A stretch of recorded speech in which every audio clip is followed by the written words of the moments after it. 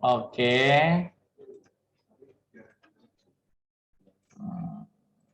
Oke. Saya ulangi lagi ya. Mana-mana tadi? Ya, ini dia. Nah, lembar observasi tadi kita sudah bahas, dia bentuknya dua. Ada tabel yang berisi berbagai yang penting langsung atau deskripsi suatu fenomena. Oke. Ini contohnya. Nah, lembar observasi kemampuan melaksanakan pembelajaran, misalkan ini. Ini kita observasi. Ya. PPK, PPK misalkan memotivasi lembar observasi aktivitas. Aktivitas pembelajaran siswa di kelas. Nah, itu bisa. Aspek apa yang diobservasi? Nah, ini membuat ini itu caranya lihat dari teori. Apa yang ingin kita observasi. Dan misalkan kalau tadi di atas ada motivasi belajar, itu kapan disebut anak-anak punya motivasi? Cirinya bagaimana? Indikatornya apa? Nah, itu. Kalau ini aspek apa yang mau diobservasi? Gitu, ya. Nah, ini kalau muncul centang, nggak muncul ini komentar. Jadi kita boleh ngasih komentar. Siapa ini yang ngisi? Ya, observer, peneliti boleh menjadi observer juga. Atau dia boleh meminta bantuan orang lain menjadi observer. Nah, paham di sini ya? Oke, dokumen. Nah, ini dokumen itu banyak. Dokumen itu seluruh bentuk, seluruh hasil yang kita gunakan ya dalam mencari dokumen. Artinya dokumen itu adalah wujud yang kita pakai ketika kita hunting semua data-data. Contohnya, kita mau mencari data tentang berdirinya pondok dari Ulu Dakwah. Kita mencari dokumen, ada nggak dokumennya? Oh, ada di majalah Condong, atau ada di Piagam Wakaf, ada di mana? Nah, itu harus kita beri kode, ada coding, struktur di papan tulis, misalkan di KMI, ruang KMI ada diagram atau struktur organisasi. Nah, itu kita foto, itu namanya dokumentasi. Jadi banyak sekali ya. Oke, sekarang kita ke cara menyusun instrumen. Nah, ini saya membuat cara yang sederhana aja ya. Sederhana aja ini, nggak sulit. Oke, yang pertama variabel. Saya sudah bilang ya. Yang pertama dibuat adalah variabel. Sebelum menyusun instrumen, you must know determine firstly what is your variable of research. Ya, what is your research variable? Misalkan ada judul taksir bi'ah lugawiyah terhadap kemampuan berbicara, misalkan. Nah, maka kemampuan berbicara itu variabel, variabel X ya. Jadi ada variabel X, ada Y. Bi'ah lugawiyah itu X, yang kalam itu Y yang terpengaruhi. Bagaimana variabel X ini, yaitu bi'ah lugawiyah, memiliki pengaruh atau berpengaruh terhadap variabel Y, yaitu mahalatul kalam. Nah, variabel kalam, variabel X, variabel Y. Nah, variabel Y ini namanya variabel penelitian. Untuk mengetahui kemampuan kalam siswa, tentu kita harus tahu dulu indikatornya. Apa sih indikator? Indikator itu adalah ciri-ciri karakteristik yang dimiliki oleh tadi itu siswa, misalkan, untuk mencapai variabel. Tadi misalkan variabelnya adalah kemampuan berbicara. Indikator atau ciri-ciri anak itu memiliki kemampuan berbicara seperti apa? Nah, misalkan, memiliki makhraj yang benar, bisa berbicara dalam waktu 10 menit tanpa henti, misalkan, memiliki kosakata yang luas. Nah, indikator ini biasanya dan harusnya itu bersumber dari teori. Maka kita setelah mendapatkan variabel, sebelum membuat indikator, maka kita harus merujuk kepada teori dulu sebagai basis penelitian. Nah, jadi teori itu salah satu tujuannya adalah dia sebagai basis penelitian, basis pijakan peneliti sebelum terjun ke dalam medan penelitian. Bukan medan di Sumatera, medan penelitian. Itu untuk medan di Sumatera. Itu perlu tiket aja itu ke sana. Ya, gitu ya. Paham ya? Oke. Variabel sangat penting. Baru ada bilang ada indikator, baru bisa diukur. Pertama ini, analisis variabel penelitian. Betul ya. Silakan kalian analisis tiap variabel penelitian digunakan dari subvariabel. Kembangkan indikator ya. Nah, ini tadi saya sudah menjelaskan ya. Ada variabel, kemudian dari situ akan lahir indikator variabel, nanti dia harus menjadi indikator. Ini bersumber dari teori. Itu ya. Paham ya di sini ya? Jadi dia memang nyambung harusnya. Kemudian kita tentukan jenisnya apa. Oh, saya tadi ingin mencari kemampuan berbicara siswa. Ya, jelas tuh variabelnya. Indikatornya ini ada, misalkan ada 10 indikator. Saya mengambil dari pendapat para kubaro. Ya, kubaro. Si A ada 4, si B ada 2, si C ada 2, berarti 8. Si E ada 2, berarti 10 total. Nah, saya udah dapat nih 10 indikator ya yang mengarah atau yang menunjukkan kalau seseorang itu dengan 10 indikator ini punya kemampuan berbicara. Nah, sekarang bagaimana cara saya menentukan instrumennya? Nah, mau dipilih. Kira-kira bagaimana? Apakah bisa angket atau pakai tes saja? Bisa non tes, bisa tes. Kalau non tes, kalau tes gampang ya. Kita susun materi apa saja yang mau diinikan, bagaimana kisi-kisi soalnya, apa saja yang mau dituju. Nah, nanti kita buatkan soal yang mengarah ke situ, misalkan. Itu caranya. Menentukan instrumen. Jadi kita silakan dipilih. Ini terserah kalian ya. Pilih mana dengan penelitianmu atau penelitian yang sedang Anda garap. Penelitian yang sedang disusun atau dikerjakan. Nah, gitu. Ya, satu variabel bisa jadi lebih satu instrumen, gitu ya. Nah, setelah ini baru menyusun kisi-kisi instrumen. Bagaimana kisi-kisi instrumennya? Ya, kisi-kisi atau layout. Ya. Setelah itu baru item instrumennya.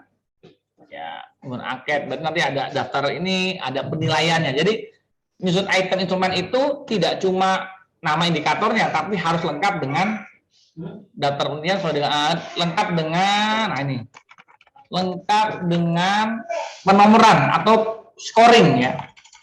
Scoring karena lengkap dengan scoring untuk menghitung hasil menghitung hasil apa? Hasil instrumen hasil. Nah, jadi maksudnya gini. Nah, ini kan kita sudah nyusun instrumen. Iklim kerja organisasi misalkan. Nah, disebut punya iklim kerja itu kalau apa? Oh, ini fleksibilitas, pendapat inisiasi, ada kesetiakawanan, ada kerjaan punya tupoksi, bebas, tidak takut, kemudian selalu ada kontrol tujuan begitu. Nah, ini ada nilai scoring. Nah, ini berapa? Kan gini, oh kalau ini jawabannya 4 itu berapa? Dikalikan berapa? Ya, ada hitungnya. Misalnya kalau 4 berarti ini kali berapa? Misalnya kali 4 juga, ini kali 3, kali 2, 1 atau semuanya dikali 1 misalkan. Itu ada scoringnya. Pedoman scoring pun silakan kalian buat sendiri. gitu ya. Ini paham ya? Halo, ini begitu. Jadi di sini nih, kalau misalkan dia senang mempelajari materi, dia nyonteng ini, diconteng set, ini diconteng, ya, diconteng set gitu. Nah, ini diconteng set. SS ini berapa? Saya biasanya ini 5, ini 4, ya, ini 2, ini 1. Kok nggak ada 3? Kan tadi saya udah jelasin, kalau bisa 3 nggak usah, karena 3 ini angka yang tengah-tengah tuh ribet. Nah, karena nanti nilainya nanti tidak bisa kelihatan. Kalau iya sekalian, tidak sekalian, begitu. Nah, ini yang betul. Jadi nanti 5, nanti dia misalkan 10 ya, dia nyontengnya ini semua, itu nanti ada nilainya. Tergantung butir soal juga, karena butir soal terkadang ngecoh juga nih. Iya, memang harus ngecoh. Kalau semuanya ini positif semua, nanti pasti jawabannya ini yang paling gede. Nah, nanti bisa ditebak sama responden. Tapi kalau kayak gini kan enggak. Contohnya, ini jelas ya, tentang motivasi. Ya pastinya setiap hari saya senang dong mengikuti pelajaran, tapi indikatornya tidak tertulis saya tidak senang mengikuti pembelajaran setiap hari di sekolah. Kan lucu nih. Kalau dia jawab SS berarti bukan 4 nilainya, 1 gitu ya. STS-nya 4. Nah, inilah namanya menyusun instrumen gitu. Setelah indikator ada sama scoring, inilah instrumen penelitian begini caranya. Paham ya? Samsul, paham nggak nih? Ngangguk-ngangguk aja. Awal nanti saya habis ini saya kasih tugas ya. Saya kasih tugas menyusun instrumen, terserah apa. Ini jelas motivasinya, ini jelas nih. Apa yang mau kalian teliti? Misalkan motivasi, silakan motivasi. Harus ada jawabannya, harus disebarkan dan diteliti minimal 20 orang responden. Nah, ya. Ustaz Agus, tolong. Enggak mau, enak aja di-share. Catat baik-baik ini. Oh, manja, mahasiswa manja. Saya dulu mahasiswa, ya, tanya Ustaz Agus tuh. Kita dulu mahasiswa itu nggak ada dikasih share sama dosennya tuh, nyatet sendiri. Terima jadi aja mahasiswa, ya. Ya nanti saya share gampang insya Allah ya. Ya nanti saya share. Mahasiswa zaman sekarang dia share. Dulu ada tuh kemarin tuh ceramahnya yang viral itu ya. Ceramahnya apa tuh? Anwar Zahid ya. Ya nanti soal ketemu saya. Nami Ai Sherlock Mawon. Saya ketawa itu. Sherlock Mawon. Ya. Samsul nih, persis Samsul. Ya, sudah. Ya, jadi ini. Ya, tugasnya jangan lupa Ustaz Agus, ini tugas mereka. Masing-masing silakan membuat instrumen penelitian. Ya, kecuali dokumentasi haram, nggak boleh. Ya, dari ada 6 tadi silakan membuat. Ya. Membuat, gampang aja kok nggak sulit ini. Yang penting tentuan dulu. Nih, ada angket, checklist, skala bertingkat, wawancara, pengamatan. Silakan kalian buat ini, pilih salah satu, pilih apa variabelnya, silakan dibuat. Indikatornya bagaimana, isinya apa, sama scoring. Kemudian langsung terjun. Langsung aja nggak apa-apa, terjunkan ke responden kalian. Sebetulnya, ini nanti. Sebelum diterjunkan, itu ada namanya uji. Untuk mengetahui validitas dan reliabilitas. Jadi ketika misalkan tadi sudah nyusun instrumen, sudah jadi nih, ini udah jadi. Nah, ini nggak boleh langsung kita tujuan ke responden kita yang akan kita teliti. Nah, ini kesalahan besar teman-teman ini. Karena terkadang mereka langsung aja jebret, nggak bisa. Karena belum tentu loh yang kita inginkan benar. Maka dia nanti ada validitas, ya, validitas dan reliabilitas. Tuh nanti pembahasannya panjang lagi Ustaz Agus.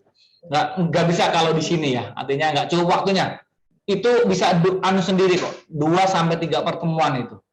Ya betul itu. Saya talaki kemarin sama ini, artinya berat. Karena validitas nanti dia ada validitas isi, validitas apa itu ada 3 validitas itu bagus. Sama reliabilitas juga ada banyak itu. Nah itu ya perlu jam lagi. Tapi nggak masalah itu anu aja. Nanti aja bagi siapa yang mau mungkin nanti bisa kita ajarkan. Cuman kalau untuk umum seperti ini aja, ya. Karena nanti itu untuk nyusun apa namanya uji instrumen ini berat ya, berat karena dia nanti ini belum saya tulis ya. Dia nanti ada uji validitas, validitas. Ini ada 3 jenis nanti ini ya, 3 jenis. Kemudian ada lagi uji reliabilitas, ini juga ada. Jadi ketika uji instrumen jadi, dia harus ada ini. Nah, minimal kalau dulu Ustadz Agus pernah ini kan, ingat nggak ketika pasca itu nanti ada uji pakar ya, pakar yang konten sama pakar yang bahasa. Nah, sama itu juga begitu, dia ada uji coba instrumen. Jadi sebelum instrumen itu sah kayak dia harus diuji dulu sampai valid. Misalkan tadi di sini Samsul membuat ini, misalkan ini tentang observasi kemampuan belajar 20. Kemudian setelah diuji ternyata mengkerucut tinggal 7. Nah, itu mungkin. Ya, dari 20 menjadi 7, itu 7 inilah yang nanti akan dipakai untuk mengambil data. Paham ya? Jadi setelah nyusun instrumen itu bukan berarti selesai, tidak. Dia harus diuji, cek dan uji coba instrumen. Ya, perbacaan, relevansi topik, penelitian sesuai dengan variabel. Kemudian ada lagi nanti uji validitas, ada uji reliabilitas. Nanti saya tunjukkan. Saya punya contoh bimbingan skripsi, nanti bisa kita lihat. Uji apa aja. Oke, ini sekedar teori dulu sama pembuatan singkat instrumen penelitian. Maka tugas kalian tolong buat dulu sampai sini ya, menyusun item instrumen. Jadi tugasnya dari ini sampai sini ya. Yang ini kita lewati saja dulu ya. Bukan berarti tidak penting, ini sangat penting ini. Ujian skripsi ini hukumnya wajib. Hukumnya wajib disertakan. Karena kalau setiap kali bimbingan skripsi, yang pertama kali kita tanyakan adalah instrumen. Instrumennya sudah divalidasi belum? Sudah direhabilitasikan belum? Kalau sudah, baru kita berlanjut ke pertanyaan berikutnya. Kalau ini tidak dilaksanakan, wah fatal. Gitu ya. Karena bisa jadi datanya salah. Karena dia tidak uji cobakan instrumen, dan itu berpotensi untuk mengulang ujian skripsi.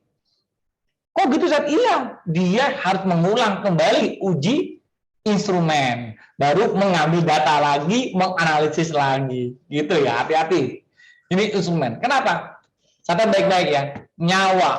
Nyawanya penelitian kuantitatif ada di instrumen. Nah, itu quote, bukan quote ya, apa ya? Ya itu rahasia. Maksudnya rahasianya kuantitatif itu ada di instrumen. Instrumennya bagus, kuat, benar, insya Allah hasilnya valid gitu ya. Tapi kalau dia salah, sudah fatal. Makanya ini penting sekali. Jadi nyawanya, ruhnya kuantitatif ada di instrumen. Oke, sampai sini selesai. Ada pertanyaan? Ya. Kalau nggak ada tugasnya. Ya, tugasnya tolong dipilih nih. Nih, pilih nih ya. Pilih nih, silakan dipilih. Mana sih tadi? Silakan dipilih. Nah, ini. Silakan dipilih. Kecuali ini ya. Ini nggak boleh ini sahal jidan. Nomor 1 sampai 5, silakan dipilih. Nah, kalian buat sendiri. Nomor 4 juga nggak usah ya. Menurut saya gampang itu. Jadi 1, 2, 3, sama 5. Yang ini enggak. Nomor 4 dan 6 tidak. Ya, nanti silakan tiap beri waktu 1 minggu. Nanti dikumpulkan di grup boleh. Ya, di grup. Kita punya grup ya. Dibuat. Terus setelah jadi instrumennya langsung teskan ke minimal 20 orang. Minimal berapa? 20 orang. Tergantung kalian buat apa dulu. Kalau kalian misalkan membuat untuk motivasi bahasa ya ke santri. Kalau misalkan bagaimana motivasi belajar S1 di Setiabi, nah itu ke teman-teman. Nah, tapi dulu. Oke? Clear ya? Oke. Saya kira itu saja yang paling mendasar. Silakan teman-teman kalau ada pertanyaan. Ya, saya buka pertanyaan, silakan. Ya, silakan, masih ada banyak waktu kok. Insya Allah masih aman.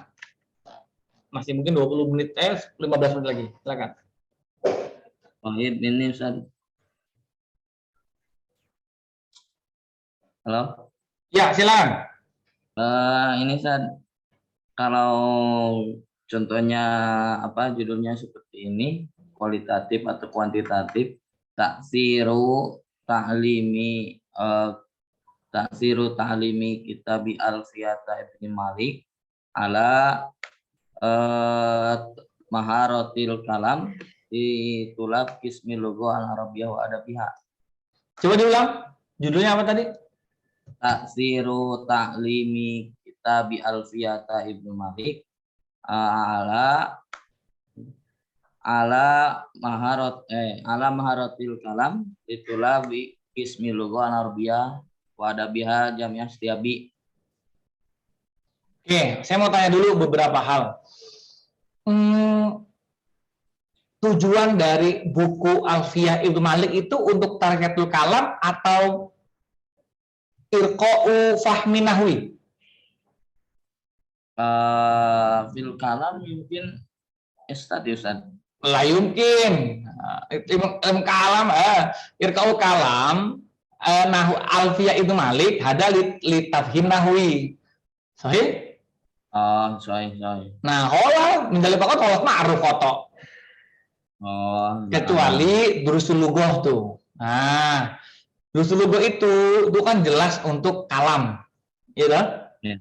Nah, itu mungkin. Jadi taksir taklim durusul lughah Arabiyah ala natijati kalam litulab misalkan. Itu mungkin. Jadi bagaimana durusul lughah itu diajarkan. Nah, itu nanti harus dibandingkan, Mas. Jadi caranya kan kita nggak mungkin menilai penilaian ini. Jadi nanti kita dibandingkan komparatif. Jadi nanti analisis komparatif. Satu kelas menggunakan misalnya tadi Alfiyah, satu kelas menggunakan durusul lughah untuk materi yang sama misalkan. Nanti dibandingkan hasilnya bagaimana nilai kalamnya. Begitu. Paham ya? Mas Abdul ya? Jadi kuantitatif itu kan dia ada asosiatif, ada komparatif gitu ya. Nah, berarti dibandingkan tuh gitu. Sama kayak gini. Pengaruh asrama. Pengaruh asrama terhadap penguasaan maharatul kalam ya siswa. Nah, asrama itu harus dibandingkan antara asrama mana dengan asrama mana, terus orangnya siapa dibandingkan hasilnya. Nah, nanti kelihatan itu, oh ternyata asrama ini jauh lebih bagus dari asrama ini dalam kalamnya karena gitu ya. Baru nanti dinilai apanya yang dinilai gitu. Paham ya? Sebetulnya kalau Ustadz Samsul tadi mengatakan bisa saja Ustadz, ya satu Ustadz yang Alfiyah itu dalam makhluk kalam, ya mungkin. Tapi saya belum pernah dengar Alfiyah itu dipakai untuk makhluk kalam. Karena setahu saya kitab Alfiyah itu dipakai untuk nahwu, gitu ya. Tapi kalau antum mungkin mau mencoba menjajal, silakan.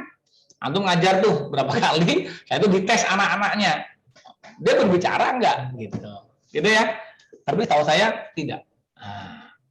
Nah, terus gini, dalam kuantitatif. Kalau ada perlakuan, itu namanya kuantitatif eksperimen. Kalau ada perlakuan, misalkan efektivitas model pembelajaran snowball dalam meningkatkan maharatul kitabah. Nah, kan dia ada perlakuan tuh. Nah, dia nanti ada kelas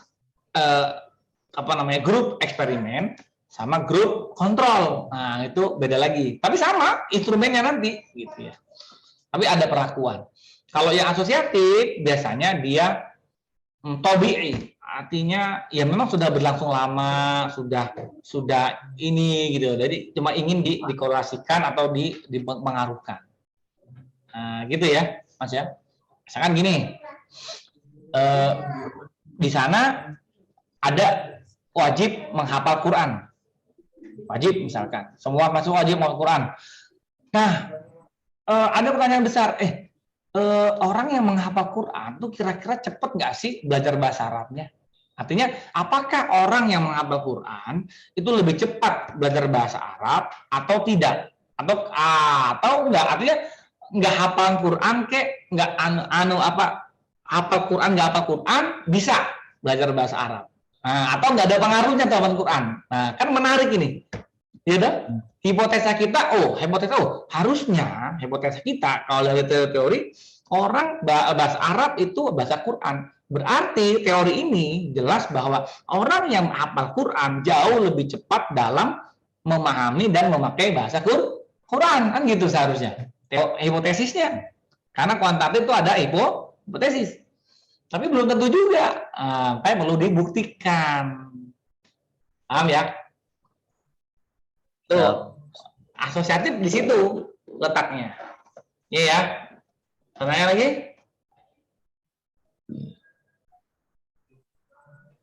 Mafi, Mafi? Mafi? Ya, kelas. Kalau Mafi, kalimat ikhtitam mini semuanya instrumen penelitian ini penting. Saya ulangi lagi ya, penting bersumber dari variabel penelitian. Kita harus paham tentang variabel penelitian. Setelah paham variabel penelitian, kita harus membaca teorinya untuk mengambil indikator. Setelah paham indikator yang bersumber dari teori, baru kita bisa menyusun kisi-kisi instrumen. Kisi-kisi instrumen harus diujikan sebelum dipakai ke responden yang asli. Itulah mengapa kita terkadang perlu uji coba. Baik itu nanti kita validasi dulu ke pakar bahasa, pakar konten, dan juga uji reliabilitas. Setelah itu uji coba di kelas kecil, misalkan sebelum di kelas yang besar, di responden yang kecil sebelum responden yang besar, baru itu valid. Nah, valid tidaknya hasil daripada penelitian kuantitatif sangat bersumber kepada, kayaknya seruan gini ya, sangat bersumber, seru kan? Sangat bersumber kepada instrumen penelitian. Instrumen penelitian salah bisa jadi berpotensi akan salah juga, akan salah juga hasil daripada penelitian. Itu kalimat ikhtitam dari saya. Terima kasih banyak. Marilah bersama. Ada pertanyaan lagi? Ada pertanyaan, teman-teman? Nggak ada ya? Oke, kalau nggak ada, tolong tugasnya dikerjakan ya. Untuk antum biar coba. Kalau nggak mencoba, cuma dengar doang, nggak pernah praktek, itu cuma 30%. Tapi kalau antum mendengar, antum melihat, antum mencoba, antum melakukan doing, itu bisa mencapai 90 sampai 100% pemahamannya, gitu ya. Nah, itu teorinya siapa? Edgar David ya. Nah, ya. Notafi bilang adalah Alhamdulillah. Syukran jazilan. Assalamualaikum warahmatullahi wabarakatuh. Waalaikumsalam warahmatullahi wabarakatuh. Ya, bye semuanya. Thank you very much semuanya. Pak Agus, syukran jazilan ya. Thank you, sir. Ya, assalamualaikum. Thank you, sir. Ya, bye.